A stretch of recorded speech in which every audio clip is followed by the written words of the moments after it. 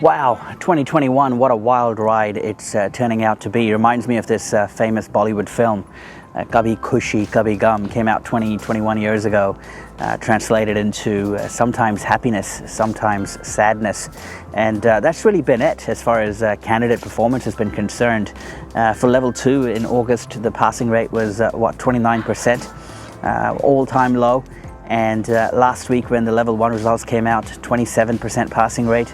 No one would have expected a huge spike in level 2 passing rate performance, which came in at 46%. And for the full year, it's sitting pretty reasonably okay, in line with historical performance, slightly lower at 40%.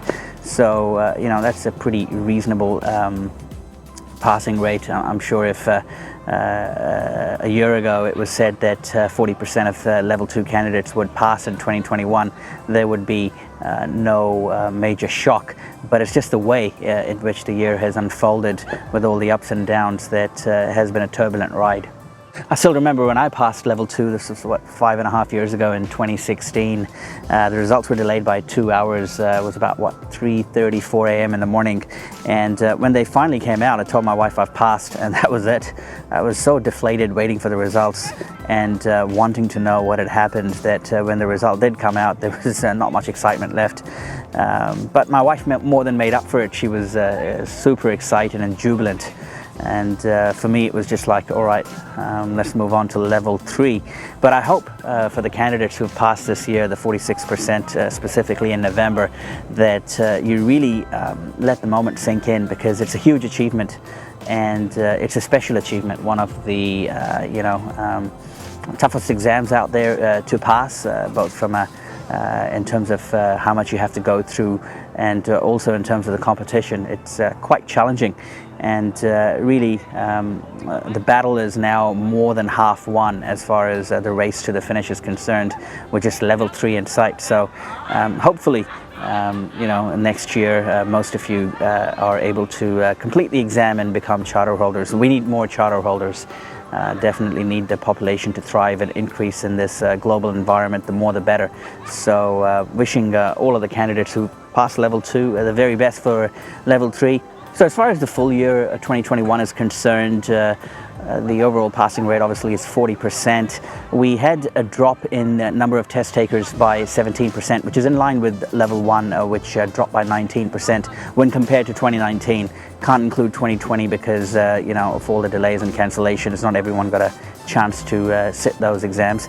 The number of candidates who passed that number dropped by 25% in comparison to 2019. Slightly lower drop than the level 1 drop, which was at 43%, but obviously the number of candidates that gave level 1 were significantly higher than level 2.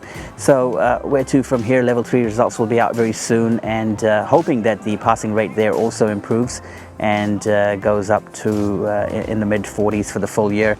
The historical average for level 3 sits at about 55% passing rate. So we're not going to achieve that this year. Most likely it's going to be in the mid-40s, but let's wait and watch.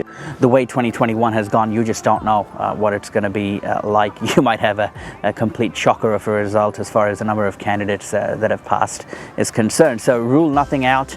So that's really it for this video.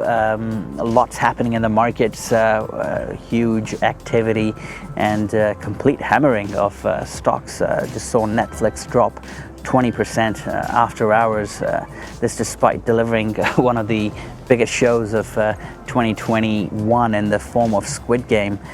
But yeah, no one cares about that. It's just a panic on Wall Street and the general public when it comes to inflation. Surprisingly, inflation had been tracking along all throughout 2021, and we were aware of what could happen. But now, obviously, the way the Fed comes out is going to play a key role in 2022. So let's see what happens there. But more on that some other day. See you guys in the next one.